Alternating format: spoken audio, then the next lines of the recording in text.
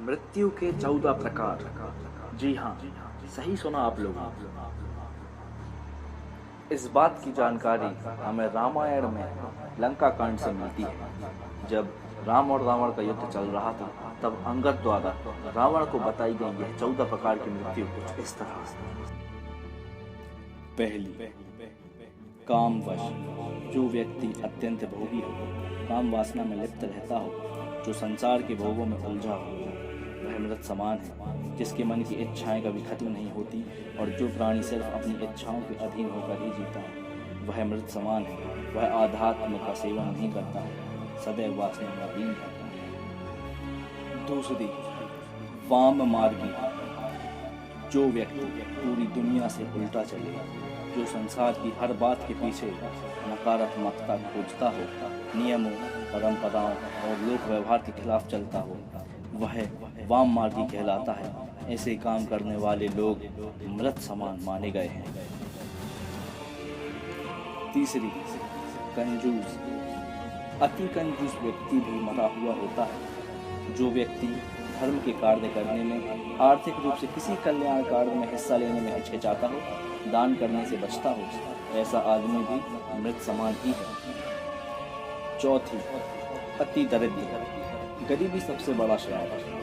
जो व्यक्ति धन, आत्मविश्वास, सम्मान और साहस से हीन है, वो भी मृत ही है। अत्यंत दरिद्र भी मरा हुआ है। दरिद्र व्यक्ति को दुत्कारना नहीं चाहिए, क्योंकि वह पहले ही मरा हुआ होता है। गरीब लोगों की मदद करनी चाहिए। पांचवी, विमूढ़। मतलब अत्यंत मूढ़, यानी मूर्ख व्यक्ति भी मरा हुआ होता है। जिसके पास विवेक, बुद्धि नहीं हो, जो खुद निर्णय ना ले सके, यानी हर काम को समझने या निर्णय लेने में किसी अन्य पर आश्रित हो, ऐसा व्यक्ति भी जीवित होते हुए मृत के समान ही है। मूढ़ आध्यात्म को समझता नहीं। अजसी। जिस व्यक्ति को संसार में बदनामी मिली हुई है, वह भी मरा हुआ है।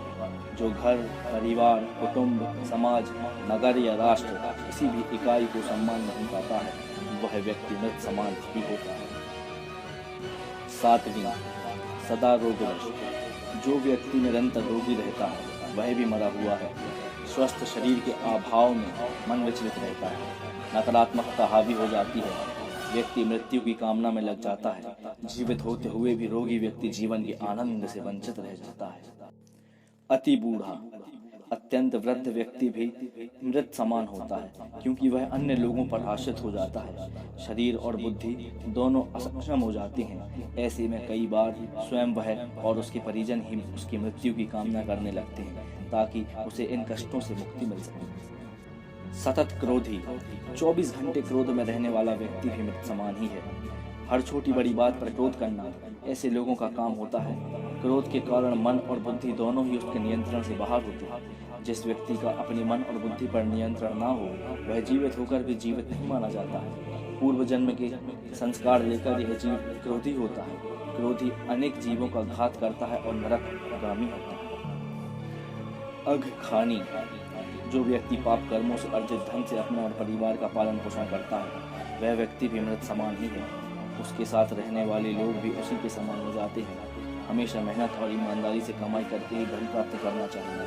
पाप की कमाई पाप में ही जाती है और पाप की कमाई से नीचे गोत्र निगोद की प्राप्ति होती है। 11वीं, तनु पोषण। ऐसा व्यक्ति जो पूरी तरह से आत्मसंतुष्टि और खुद के स्वार्थों के लिए ही जीता है, संसार के किसी अन्य प्राणी के लिए उसके मन में कोई संवेदना ना हो, तो ऐसा व्यक्ति भी मृतक समान ही है। जो लोग खाने पीने में, वाहनों में, स्थान के लिए हर बात में सिर्फ यही सोचते हैं कि सारी चीज़ें पहले हमें ही मिल जाएं, बाकी किसी अन्य को ना मिले, वे मृत समान होते हैं। ऐसे लोग समाज और राष्ट्र के लिए अनुपयोगी होते हैं। शरीर को अपना मानकर उसमें रत रहना मूर्खता है, क्योंकि यह शरीर विनाशी है, नष्ट होने वाला है। 12वीं, निंदक।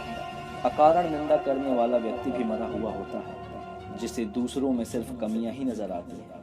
जो व्यक्ति किसी के अच्छे काम की भी आलोचना करने से नहीं चूकता है, ऐसा व्यक्ति जो किसी के पास भी बैठे तो सिर्फ किसी न किसी की बुराई ही करे, वह इंसान मृत समान होता है। पर निंदा करने से नीचे गोत्र का बंध होता है। परमात्मा विमुख।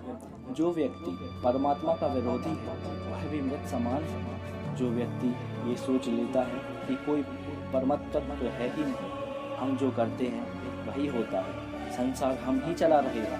जो परम शक्ति में आस्था नहीं रखता है, ऐसा व्यक्ति भी मृत समान माना जाता है। श्रुति संत विरोधी, जो संत ग्रंथ पुराण का विरोधी है वह भी मृत समान होता है। श्रुत और संत ब्रेक का काम करते हैं, अगर गाड़ी में ब्रेक ना हो तो वह कहीं भी गिरकर एक्सीडेंट हो सकता है। वैसे ही समाज को संत के जैसे ब्रेक की जरूरत है, नहीं तो समाज में अनाचार फैलेगा।